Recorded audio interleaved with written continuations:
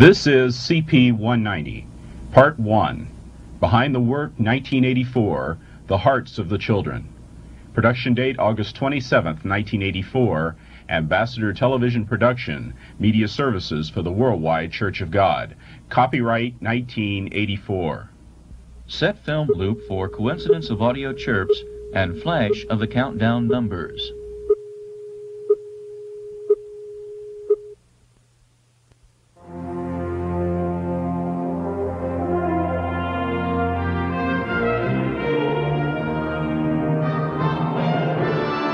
The following is a Worldwide Church of God presentation.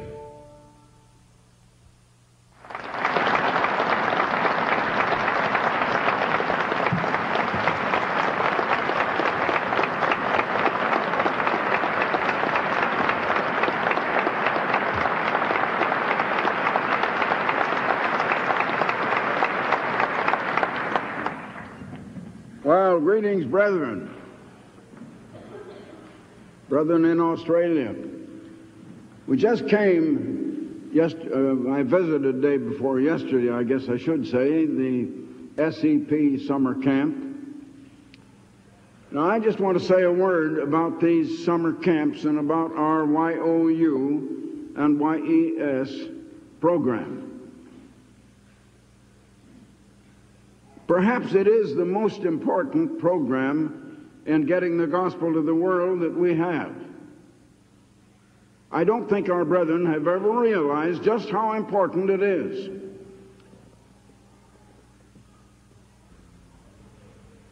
And brethren, this church is trying to turn the hearts of the children to the parents and the parents to the children.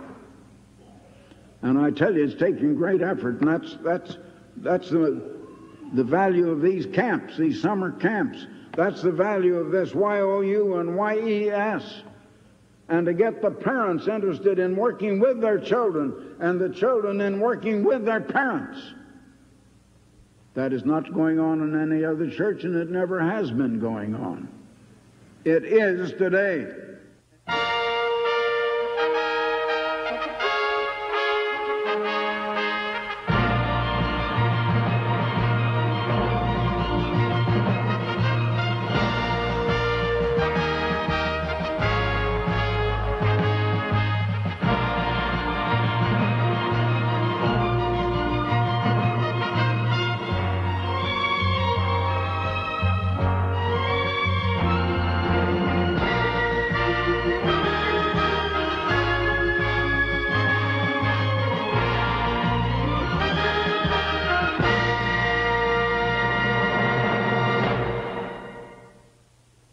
We're commissioned to get the gospel, and the gospel is the good news of the coming kingdom of God. It's not a gospel about Jesus Christ, it's the gospel of Jesus Christ, and that's the gospel he proclaimed, and the gospel he proclaimed is the good news of the coming kingdom of God. Now, when we proclaim that to the world, most of them are listening with dumb ears. They can't understand a word.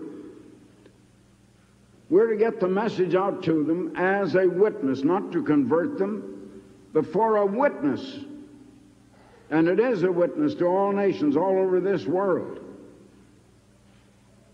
But of all of the people that need the witnessing, those young people are first. God is not trying to save this world. But these young people do, because they are the children of parents in the church, they do have access to God. And in just 10 short years, most of those young people are going to be getting married and raising children of their own. And there is the most important field for us to reach with the gospel that there is.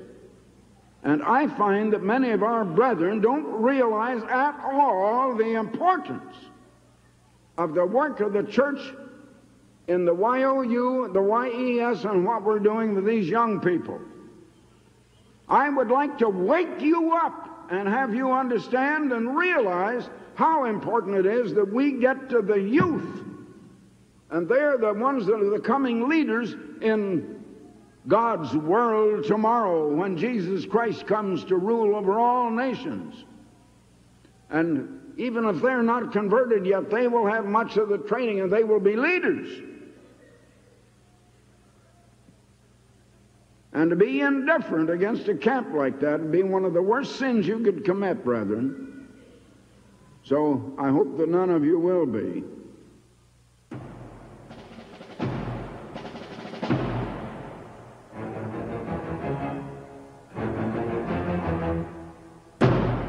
In the closing verses of the Old Testament, God spoke through the prophet Malachi to our time. He spoke across the ages to a generation living near the end of 6,000 years of history.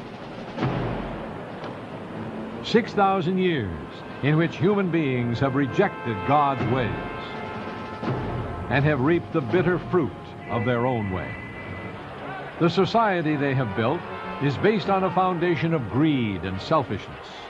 It is ruled by Satan, once an angel of light, but now the adversary of God. It has become his world, and it is doomed to destruction. To this end-time generation, God would send a messenger whose commission, like Elijah of ancient Israel, is to restore the truth in the midst of moral and religious confusion. But this generation is not the last to live in the end-time world. Children have been born to them. Children whose destiny could be to live on into the world tomorrow to become the foundation of the new society that will fill all the earth.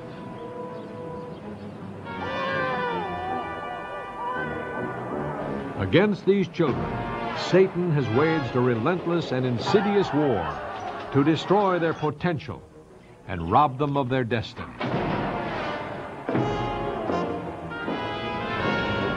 The end-time world has become a dangerous place for children.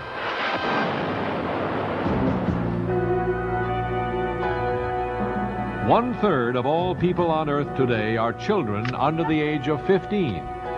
Most live in the poorer countries, condemned to a life of misery and squalor. 1 out of 5 of these children will die before they reach their first birthday. Those that survive may never get enough to eat, may never have clean, safe living conditions, will not receive even the minimum education or treatment for the diseases that will leave millions of them physically and mentally maimed for life. In this world that has made such awesome progress, millions of children and teenagers still are forced to live in inhuman conditions, without opportunity and without hope. And while the world spends $2 billion every week on war, every 2 seconds, a child dies of hunger.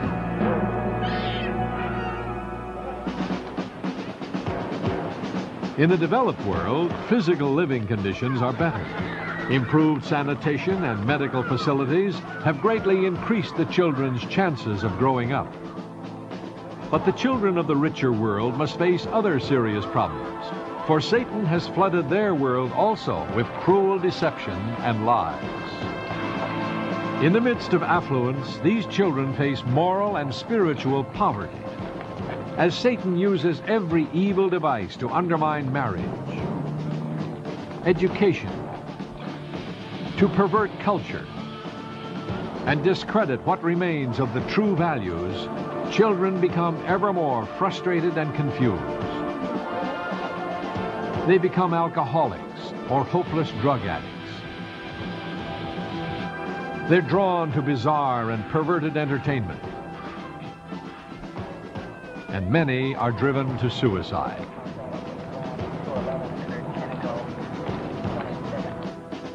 In despair and frustration, children and parents have begun to lose contact and turn away from each other. The family, the basic building block of civilization, has begun to crumble.